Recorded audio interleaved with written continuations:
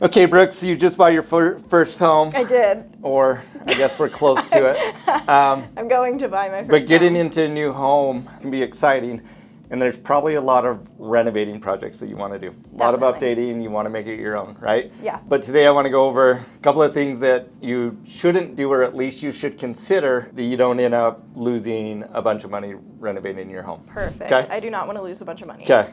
So the first thing that I think I see people do when they start out on a renovation project is they don't set a budget. So they look up, they might Google and look, what is this going to cost me? Maybe they go to Home Depot. So I'll use the example of my first job. One of the first things that I did was tile. So I went to Home Depot and I priced out my tile. And I bought tile, but I didn't realize you have to buy mud and grout and all of the things, right? So that's the first thing, is having a clear-cut budget and then being able to get bids to that budget. And then understanding that you're still probably going to go 10 to 20% over. So we want to leave some room in that budget for any type of surprises. Definitely. Okay. Next thing, with housing, there's a lot of trends that go on.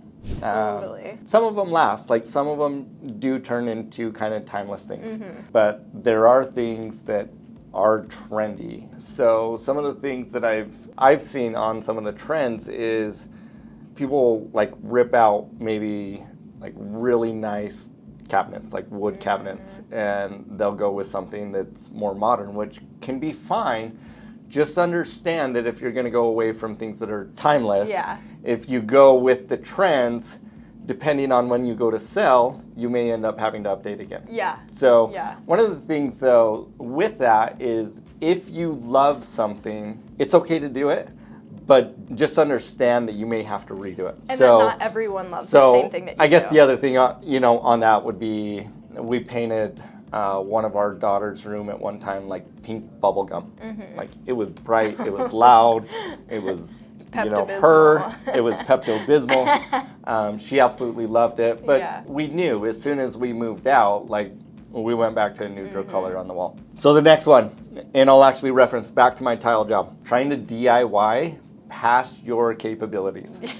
A lot of the times when you end up doing a project, you look up on YouTube, it's like, I can do this, right?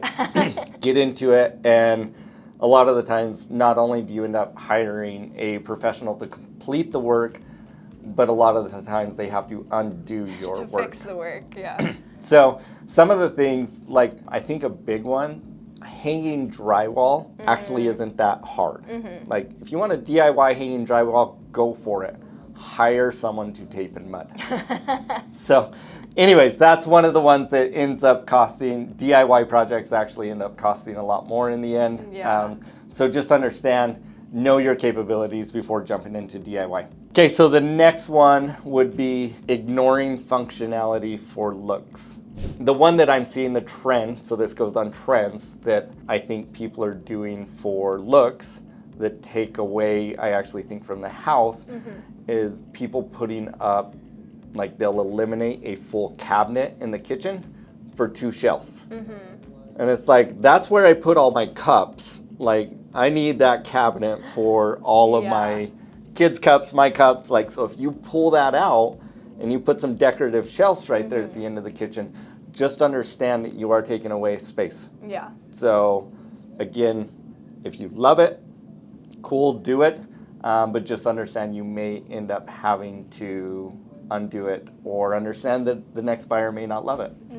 Totally. Last one, not thinking about resale. This is one that I go back and forth on. It really depends on how long you're going to live in your home. Right? So there are some things that you may end up doing that would affect the resale value. Now, I would say if you're not going to live in your home forever, like be careful on those. Knocking out walls or creating workout rooms, or, well, the one I would say on this is probably be careful on over rehabbing. So you may love it and use it for your home, like that's awesome. If you're gonna live there, you're gonna enjoy it, but understand that depending on what you do, you may not get a return out of your money. I wanna say one more on that though. Like, you have to personalize your home. Like, it's okay to live in your home. Just know that you may have to undo some of those things. So understand, work within a budget, understand when you're going to move.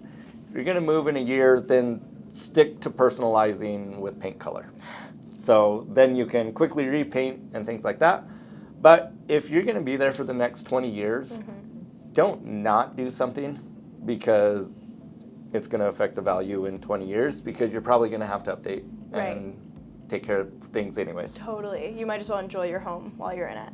Yeah, so if you're thinking about renovating or just an opinion on how it'll affect the value, what are the current trends, what should I do or not do, definitely feel free to reach out to us.